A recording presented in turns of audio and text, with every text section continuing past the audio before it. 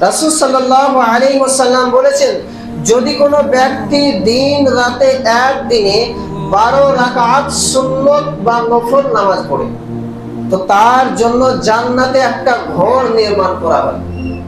এই কথাটি কি চারটিখানি কথা? যে ব্যক্তি দিন রাতে একদিনে 12 রাকাত সুন্নত বা নফল নামাজ পড়বে, আল্লাহ রাব্বুল আলামিন তার জন্য জান্নাতে একটি ঘর নির্মাণ করবেন।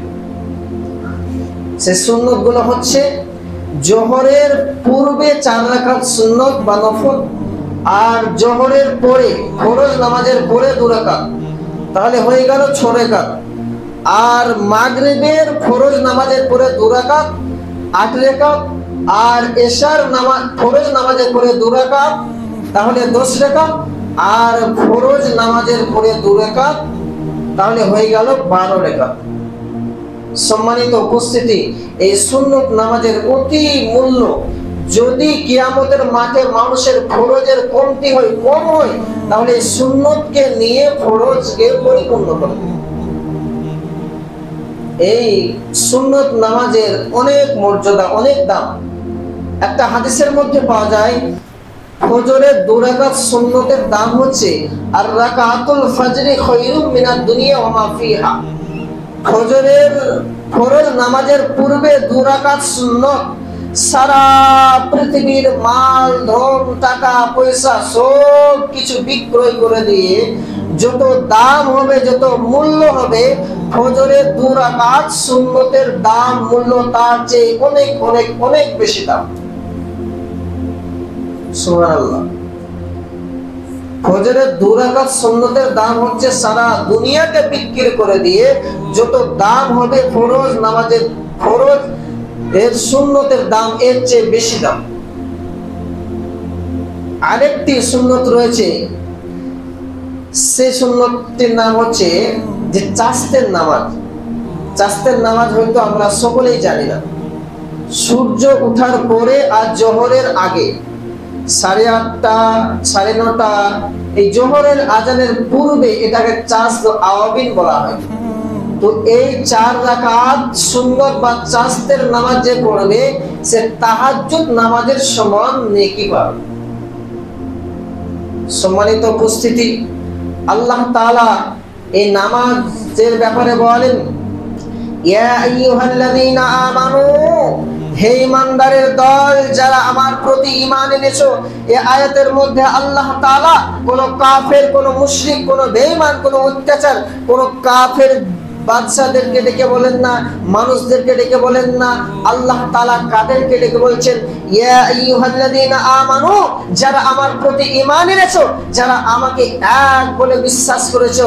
আল্লাহ তাআলা তাদেরকে বলছেন, ইসতাঈনু বিস-সাবরি ওয়াস-সালাহ, তোমরা ধৈর্য ধারণ করে তোমরা সালাত আদায় করো, তোমরা নামাজ পড়ো। কারণ আল্লাহ তাআলা পরের বাক্যে বলেন, ইন্নাল্লাহা মা'আস-সাবিরিন, যারা ধৈর্য ধারণ করে নামাজ পড়ে, যারা ধৈর্য লোক, আল্লাহ তাআলা তাদের সঙ্গে থাকেন। তাহলে আমাদেরকে সালাত আদায় করতে হলে ধৈর্য অবস্থায় সুস্থ মস্তিষ্কে আমাদেরকে সালাত আদায় করতে হবে। এই মনে করতে হবে যে আমি সালাত আদায় যখন আপনি করবেন, তখন আপনি মনে মনে ভাববেন যে আমার সামনে আমি যেখানে চেষ্টা করছি সেখানে আল্লাহ তাআলা উপস্থিত আছেন, আমি আল্লাহ তাআলাকে দেখছি। যদি আপনি এটাও না মনে করেন, তাহলে আপনি এটাও মনে করেন যে আল্লাহ তাআলা আমাকে দেখছেন। আপনি মনে এটা আকাঙ্ক্ষা করেন।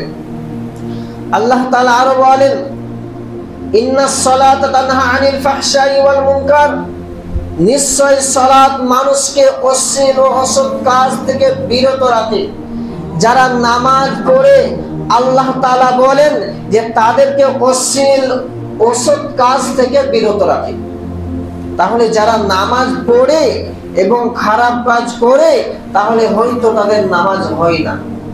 যদি কোনো ব্যক্তি আল্লাহকে খুশি করার জন্য, আল্লাহকে রাজি করার জন্য যদি কেউ নামাজ পড়ে, তাহলে সে কোনোদিন খারাপ কাজ করতে পারে না। তাহলে নামাজের মধ্যে তার কোনো কমতি আছে? হয়তো সে লোক দেখানো নামাজ পড়ছে, মানুষকে দেখানোর জন্য নামাজ পড়ছে, এই জন্য সে খারাপ কাজ করছে। যারা লোক দেখানো কোনো ইবাদত করবে, কোনো দিনে সেই ইবাদত, সেই ভালো আমল কবুল হবে না, গ্রহণযোগ্য হবে না।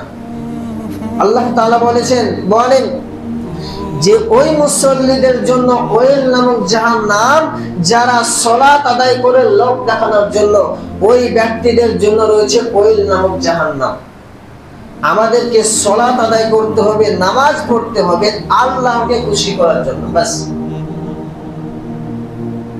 রাসূল যে পদ্ধতিতে বলেছে তোমরা সালাত আদায় করো, সেই রাসূলের অনুযায়ী, রাসূলের পদ্ধতি অনুযায়ী আমাদেরকে সালাত আদায় করতে হবে।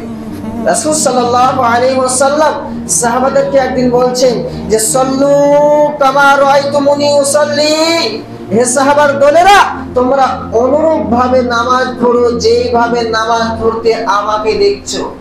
রাসূল সাহাবাদেরকে বলছেন যে তোমরা অনুরূপ ভাবে নামাজ পড়ো যেইভাবে নামাজ পড়তে তোমরা আমাকে দেখছো। তো এখানে একটা প্রশ্ন হতে পারে যে আমরা তো রাসূলকে দেখিনি, কিন্তু রাসূল সাল্লাল্লাহু আলাইহি ওয়াসাল্লাম কিয়ামত পর্যন্ত আমাদের জন্য কোরআন এবং হাদিসকে চিরজীবী রেখে গিয়েছেন, চিরস্থায়ী রেখে গিয়েছেন। সে কোরআনে কি বলছে, কেমন ভাবে সালাত আদায় করতে বলছে, হাদিসে কেমন ভাবে সালাত আদায় করতে বলছে, আমাদেরকে সেইগুলোকে ফলো করে নামাজ পড়তে হবে।